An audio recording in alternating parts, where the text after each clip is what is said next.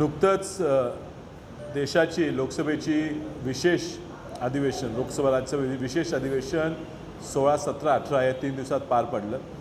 ह्या अधिवेशनात 3 विधेयक, एक विधेयक होतं ते कॉन्स्टिट्यूशनल अमेंडमेंट बिल 131 म्हणजे 131वं विधेयक जे होतं घटनादुरुस्तीचं, त्याचबरोबरीनं परिसीमन म्हणजे डिलिमिटेशनचं बिल आणि युनियन टेरिटरीज ऑफ इंडियाचं बिल, असे 3 विधेयक ह्या ठिकाणी त्यांनी आणले होते।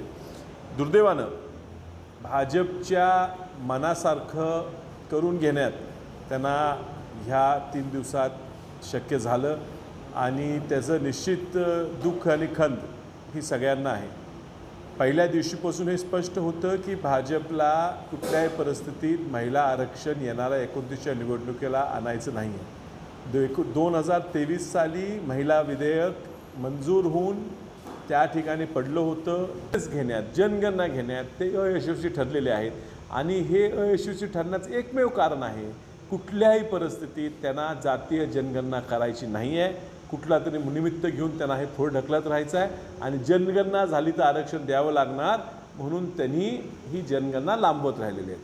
आज हा जो विधेयक आणलेला त्याला माहीत होता, असं कधीच म्हणता येणार नाही की आम्हाला महिला आरक्षण द्यायचं आहे पण आमचा त्यात राजकीय फायदा होऊन आमच्या मनाप्रमाणे मतदारसंघ रचना करायची परवानगी असेल तर आम्ही महिला विधेयकांची अटी शिथिल करतो।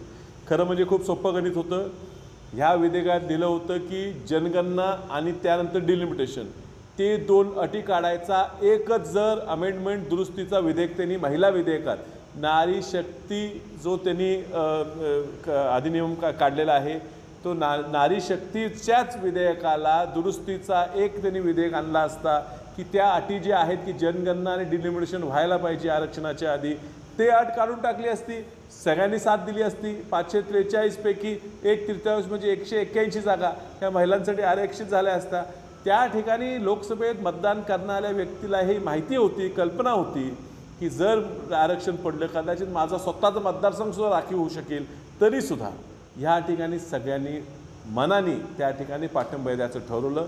भाजपला महिलांना आरक्षण द्यायचं नाही आहे, फक्त राजकारण करायचं आहे। हे तुम्ही बघितलं असेल, विधेयक नामंजूर झाल्या 2 मिनिटात आम्ही सगळी पायरीवर आलो आणि ह्यांच्याकडे आमच्या विरोधातले प्लॅकार्ड पोस्टर हे आधीपासून तयार होते।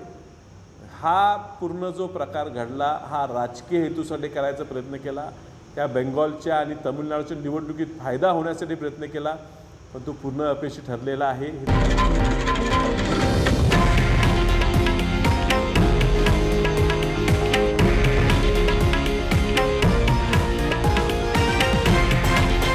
हे आहे देशातील नंबर 1 न्यूज नेटवर्क आणि आपण पाहत आहात TV9 मराठी, एकमेव।